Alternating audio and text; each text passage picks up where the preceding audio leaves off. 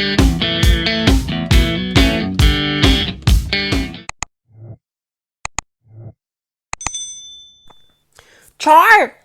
Hello mga kababayan, this is Brian and you are watching again my short vlog. About today's short episode, isang panibagong vlog na naman tayo, isang panibagong topic ang ating pag-uusapan sa ating channel. So alam ko napapanahon, alam ko marami sa atin ang napapaisip, nagwo-worry, nagtataka patungkol sa mga trabahong seasonal jobs dito sa Croatia. Alam ko kung kayo ay madalas makapanood ng mga vlogs ko, nakapagawa na ako ng mga ganitong content. But I decided na gumawa ulit ng isang panibagong content patungkol sa mga napapanahong issue, concern ng mga Pinoy patungkol ulit, ayan, sa seasonal jobs dito sa Croatia. So yan ang ating magiging short topic for today. But before anything else, if you haven't yet subscribed and if you are new to this channel, please help me to reach 13,000 subscribers. Maraming salamat po sa lahat ng mga patuloy po nagsusubscribe at sa mga hindi nag-i-skip ng ads sa ating mga videos. Thank you so much. We are almost 13,000 subscribers. Thank you so much. So today guys is January 28, 2026 at nag-aalas 6 na po ng gabi.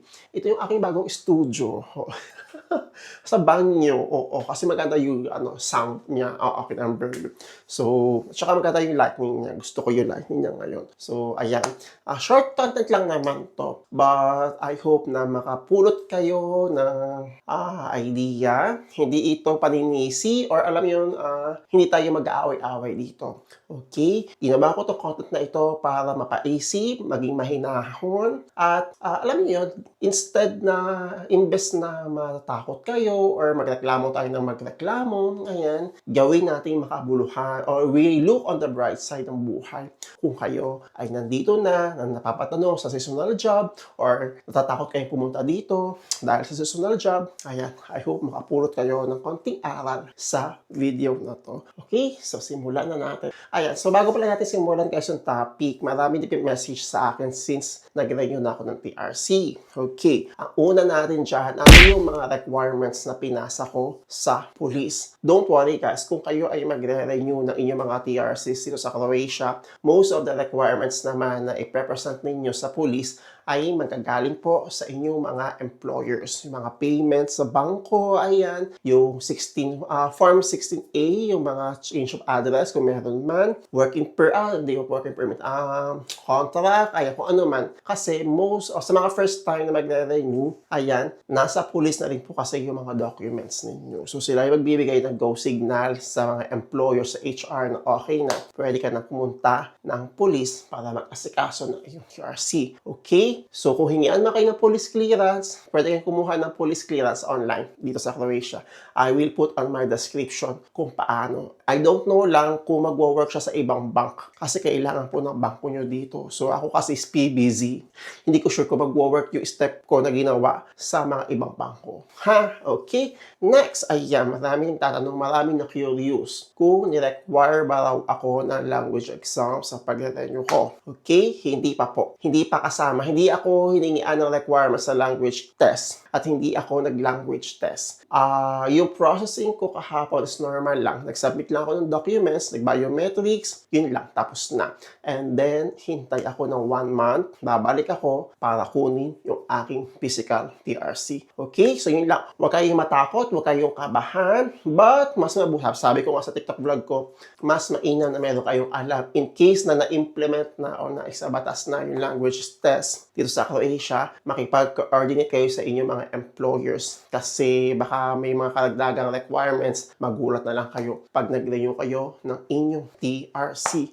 Okay? So, yan. Okay, so balik tayo sa main topic natin sa ating pag-uusapan dito sa content na to. Marami ako nare-receive ng mga message, nagko-comments, ayan, na dismayado yung iba, nagreklamo, natatakot, na sumugal sa seasonal jobs dito sa Croatia. Yung iba naman ay nandito na, pero tataka sila, bakit ganun lang yung kontrata, hindi man nila natapos yung 9 months, di ba? So, yan, pag-usapan natin yan today. Okay, this disclaimer lang, ha? Hindi po ito panlalait. Hindi tayo mag-aaway-away sa vlog na to. Ito ay paalala, motivation, at may kasamang real talk. Okay? Ito yung realidad na nangyayari po dito sa Croatia pagdating sa mga seasonal jobs. At the same time, habang pahigpit ng pahigpit, or alam mo yun, palala ng palala yung mga restrictions dito. Ayan, sana ma-familiarize ninyo. Una-una, sa mga pamunta pa lang dito, sa mga bagong hire, ayan, ano yung mga seasonal jobs? Marami nag-message sa akin yan. Usually, ang mga seasonal jobs ay nasa tourism industry, sa restaurants, sa hotel, sa mga islands, ayan, di ba? Yan yung kalimitang mga seasonal jobs dito sa Croatia. And to be honest guys, hindi lang tayo mga foreigners ang seasonal workers dito. Even mga locals. Okay? Hindi lang tayo. Pati mga lokal dito ay nagsi-seasonal jobs din. Marami sa kanila ay for summer ang trabaho, pahinga ng winter, or hanap ng ibang sideline, or alam mo yun, nag-ipon. Yun. Tayo kasi mga Pinoy, nasanay tayo na walang ganun. Nasanay tayo kapag sinabi nating abroad, Middle East, diba? Tuloy-tuloy ang trabaho. Nagkataon lang talaga na naging in-demand ang mga Pinoy dito sa Croatia. Kaya, yung sistema o yung kultura ng trabaho na meron dito ay bago sa atin. So, ano yung mga kalimitang reklamo? Sabi ko nga kanina na nababasa ko, naririnig natin patungkol sa mga seasonal jobs dito sa Croatia from third world nationals. Yung iba, akala nila permanent job na. Tapos, tataka sila, bakit gano'n yung kontrata? 9 months yung pinumahan ko, pero bakit 5 months lang ako nag-work? Yung iba, sasabihin na sayang yung gastos, uuwi lang din pala after ng summer. At yung feel na parang ginamit lang kayo ng summer. Ganon, maraming ganyan. Kahit ako noong una. But I would like to tell you guys na valid yung pagod natin at valid yung frustration na nafe-feel po ninyo. Pero, tanungin din ninyo ang mga sarili ninyo. Ilan sa mga real talk, ayan, kung kayo ay, sa iba sinasabi ko nga palagi, before you accept a seasonal job, basahin ninyo yung kontrata. So, tanungin ko kayo ba, bago kayo pumirma ng kontrata, nag-research ba talaga kayo sa anong trabaho, gaano katagal yung trabaho, anong klaseng trabaho? Okay guys ha, ito ay hindi tayo mag-sugarcoat dito, walang plastikan, real talk lang tayo. But, yung reality, hindi tayo mag-away-away. Kasi guys, in the first place na pinirmahan ninyo ang kontrata, I will assume na binasa ninyo yung kontrata at seasonal yung pinirmahan ninyo, hindi na po kasalanan ng bansa na kayo ay magtatrabaho ng ilang buwan dito sa Croatia. At lalo, hindi rin kasalanan ng employer. Okay? Bakit po sir? Kasi nakalagay sa kontrata ko ay 9 months. Bakit 5 months lang po yung trabaho ko? Kasi nga guys, di ba, may mga times kasi, may mga possibilities na pwedeng ma-delay yung releasing ng working permits. Hindi rin po control ng employers or ng mga agencies ninyo yung releasing ng mga working permits. So, kung let's say for example, ang end ninyo ay October, dumating kayo ng mga month ng July, August, September, October, o June, mga June kayo dumating, 5 months lang kayo hanggang October lang yung contract. Hindi tayo pwedeng, wala na kasi, kung talagang seasonal lang talaga yung employer ninyo, ano gagawin ninyo November kung close talaga yung establishment, yung business ng amo ninyo? Ganun. So, basahin po ninyo ng maigi ang inyong mga kontrata. I understand, lalo sa mga first time, na nakikurious sa seasonal at sa yearly. Marami pa rin mga ganyan. And normal lang po na malito kayo. Normal lang yan. Huwag yung iisipin na wala kayong alam. And mas maganda na po yung nagtatanong kayo kasi in the first place, wala naman kayong idea. So, ano yung mga ilan natin, alam mo yun, on the bright side, yung mga motivation na pwede nating isipin para at least na-feel natin na hindi na masaya yung pagpunta natin dito. Hindi ibig sabihin, guys, na nag-work ka or hindi ka na-absorb ng employer mo after the season is talonan ka. Hindi ibig sabihin yun is nag-failed ka. Talagang may limited lang talaga yung duration ng trabaho. At least, sa first season mo, nakuha mo yung European experience, international work exposure, na iraos mo yung season, mas na-feel mo na mas tumibay yung loob mo. At since na-experience mo na, alam mo na yung magiging mindset sa next season. At hindi naman agad porket natapos yung first season nyo dito, isang hanggang doon na lang kayo. Diba? Napakaraming options, napakaraming opportunities after ng season ang pwede po ninyo makita ito sa Croatia. I'm always advising you, diba? Sabi ko nga, a month before or 2 months before matapos yung season, unang-unang may mga agencies kayo, makipag-coordinate kayo sa mga agencies agencies patungkol sa ano mangyayari sa inyo after season, or kung malaya kayo makahanap ng trabaho on your own after ng summer, go! Apply lang kayo ng apply. Hindi kayo maubusan ng trabaho, though it's challenging, yeah, but kung kayo talaga ay porsigido makakahanap kayo ng trabaho. Tandaan ninyo, seasonal man ang naging first trabaho ninyo, hindi ibig sabihin noon hanggang doon lang kayo. Okay? May mga pagkakataon na pwede kayo makahanap ng tuloy-tuloy na trabaho, better opportunities. At isipin mo, seasonal man yung naging trabaho, pero yung growth mo as a person ay permanent na. Isipin nyo yun. Ibang-iba talaga. Pag dumaan kayo sa seasonal, and then nakuha na ninyo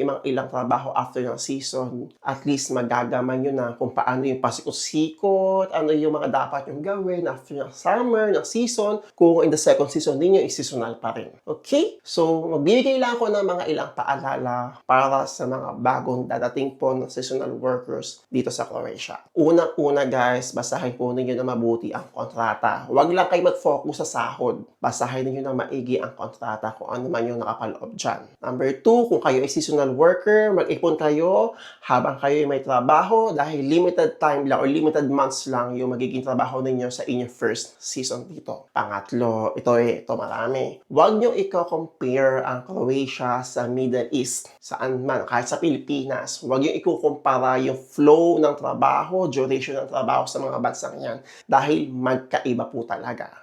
At pang-apat, yung lagi ko sinasabi, gamitin ninyong stepping stone ng seasonal work para makahanap kayo ng better opportunities, makakita kayo ng mas magandang trabaho, tuloy-tuloy trabaho na may mas mataas na sahod. Diba? Gamitin yung stepping stone ang seasonal job dito sa Croatia. And para naman sa mga na-disappoint, ayan, alam ko, naiintindihan ko na you feel frustrated at feel nyo talaga is hindi nag-work sa inyo yung first season, yung seasonal jobs dito sa Croatia. Hindi kayo nagkamali ng desisyon. Okay? Hindi kayo naging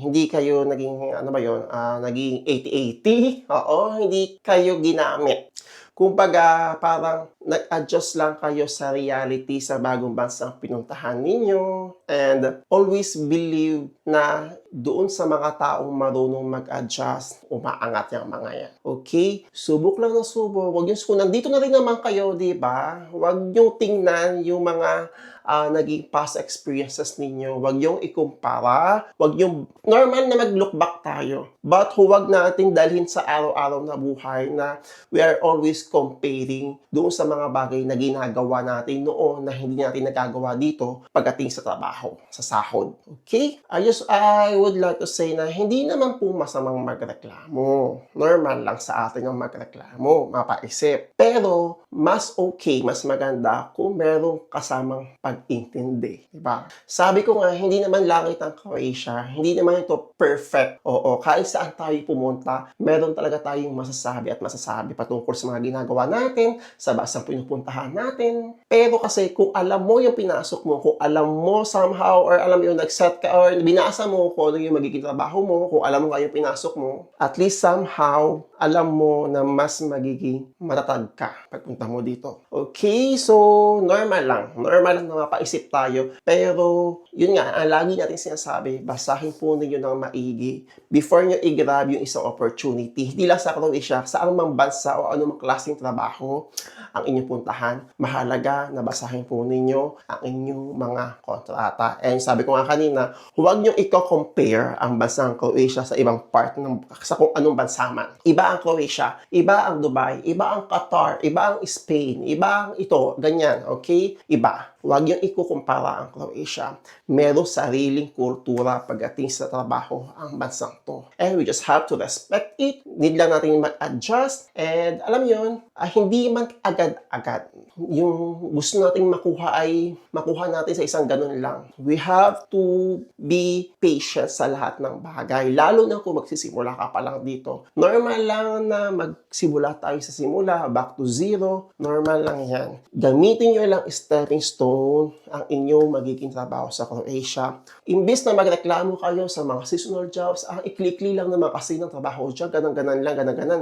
Mag-adjust tayo, gamitin natin stepping stone. Okay? Lahat ng mga Pinoy na nandito na ng matagal, dumaan ang mga yan. Hindi naman lahat, karamihan ay dumaan din sa pagiging seasonal worker. Kagaya ko. Ito, pang 5th season ko na to. 2 season ako nag-seasonal. Awa ng Diyos, nakahanap ako ng yearly job. Kumbaga, tuloy-tuloy lang, hanap lang ng hanap. Eventually, makikita po ninyo yung trabahong tuloy-tuloy na hindi man ganun kalaki yung sahod, pero sakto, tama lang, nakakabuhay, nakakaipon. Yun ang mahalaga. At the same time, nag-e-enjoy kayo sa mga ginagawa ninyo or may mga sidelines pa kayong ibang ginagawa. Okay? So yun lang.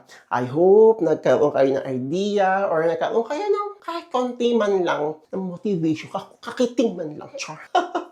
Sa vlog na to. And thank you so much sa lahat po ng mga nag-congratulate sa ating renewal. Maraming salamat po. And ikaw, ayan, I hope na dumating na po ang inyong mga working permits sa mga naghihintay na ng visa sa Pilipinas. Best of luck, sakto ang inyong pagdating dito kung matuloy man. Kung talaga April, di ba? Open ng season, ayan. And huwag kayong matatakot sa renewal. Hindi pa naman po requirement ang language test but hindi malabo na maisama yan. Ha? Ang mahalaga, nandito na kayo. Matuto tayo ng Croatian language pag nandito na kayo. Okay, so good luck guys. Maraming salamat. If you have any more questions or suggestions, i-comment nyo lang. Malay nyo, yan ang ating maging next content sa ating channel. Again, please help me to reach 13,000 subscribers and please don't skip ads. So that's all for today guys and see you soon po on my next vlog. Ciao! Anong magagawa? Laging natutunan.